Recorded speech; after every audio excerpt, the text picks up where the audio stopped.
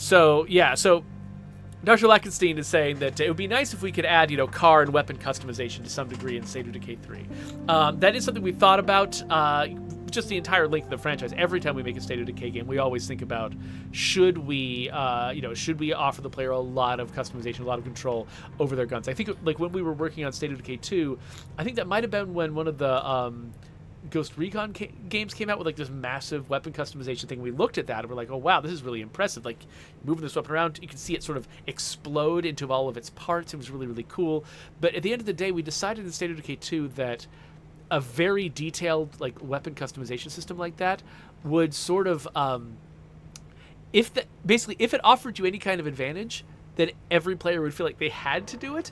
And we were worried that it would be one system too many. It would be like, okay, for a typical player who's coming in to play our game, who might have any of a number of different motivations, for some of them, this is what they want to do. They want to customize their guns, and they can't think of anything they'd rather do than customize their guns. But for others, it's just one more thing that might push the game over some threshold where they're like, do I really want to be playing this? This game is exhausting. And actually, that kind of applies to what I was saying about this game, where I'm like, I love every bit of this. This is amazing. But also, I'm worried that there's so much to it that I'll feel intimidated by the game and I'll end up not playing it as much as I want to. And I hope that's not the case because, like I said, I have no problems with this game. I don't think that, if I don't play it, I think that will detract from my life if I don't successfully work this game into my schedule. But I think that was kind of the danger we were thinking about. Like, you make the game just that much more complex, but that many different things in it that people have to sort of wrap their heads around. It does end up shrinking your audience a little bit. So we have to be cautious about that sort of thing. But at the same time, it's a balancing act. There's a certain amount of complexity we think that the player can bear. If there are ways to sort of like make some things more straightforward, make other things less so. Like you can move that sort of, it's like you've got, I treat it like a budget, like you've got a complexity budget. There's a certain amount of complexity the game can handle.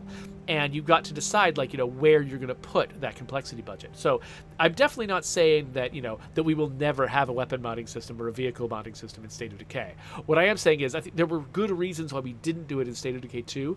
And if we decide to do it sometime in the future, it'll probably be because we shuffled around the complexity a little bit, made other things simpler in order to basically say, like, we think that the audience for this iteration of the game does actually want that level of control and will benefit from that better than they would benefit from something else that we decided to either scale down in simplicity to make it more simple, or another way that you can address complexity. It's okay for a game to be complex if you don't have to hold all the complexity in your head at once. And one advantage that vehicle and like weapon modding might have is you only think about while you're doing it. You don't think about it the rest of the time, except if you have to find like particular parts and things in order to fuel it. Then you have to, bear in mind, like, oh, I've got a modding job that I want to do, and it's going to take this resource, that resource, that resource. That's something you have to carry with you into your scavenging process. And so then you have to have that in the back of your head. But if it's something that you can just do, then stop thinking about it, then you can actually put more complexity into a game than you think. In fact, that's actually sort of that's the tactic that I use, as I'm sort of planning things out, is like, okay, if there is something that I think the players will be more satisfied by this feature if I put a certain amount of complexity in. Because like for instance, State of Decay has traditionally had multiple resources. Not every survival game has that. Like, say, Far Cry New Dawn, you basically just have supplies. And supplies are the cost of every base upgrade. And they don't make you deal with multiple different resources there. There's other areas of the game where you do deal with multiple resources. But they just made, managing the base extremely simple, because that game is about being in the wild. It's not about being at the base. They didn't really want the base to be a complicated and interesting part of playing the game. They just wanted it to be a practically linear parallel upgrade tree. But in State of Decay 2, that fantasy of managing a community is why you come to the game. You want it to be more complex. You want to be thinking about, oh no, we're running out of food. Oh no, we're running out of fuel.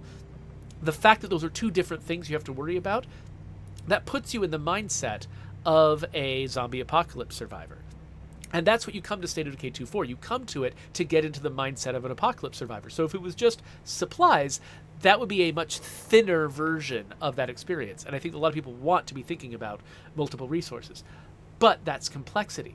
And so when we add complexity like that to the base building experience, one thing that we can try to do to make that to make that more manageable is make it so that you don't have to think about the base when you're away. I think State of Decay 2 didn't do the best job of that because there's so many like things that, for instance, things that run on a timer where when the timer is exhausted, the benefit goes away, and you have to remember that you're watching for that. It doesn't, it pops up a tiny notification, really easy to miss.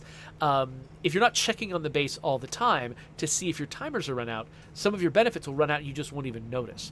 And so you feel like if you're trying to really take advantage of your base, you have to keep so much in your head all at the same time, and it's just it's a little bit overwhelming. So you either have to feel like you're doing a bad job of managing the base, or you need to keep something in your head at all times, and it adds to the cognitive load of playing the game. And so if we were to set it up in a slightly different way, where most of the things that you do at the base don't require you to maintain that awareness of what's going on, then you could do base stuff, forget about base stuff, and just go out and play. And then we could afford a little bit more complexity in the base stuff because you don't have to think about it while you're away from home. If you're only thinking about it while you're focused on it and not other times, you can handle more complexity than if it's just spread evenly across the entire game. So I thought I was making a Pacific Drive video, but I was actually apparently making like 3 different viewer questions. So I didn't make an end screen for these. So now I've come back later and made one. There you go. There's a subscribe button. Here's links to other viewer questions. I think the next one goes up there and the previous one goes there. So click around and I'll see you later.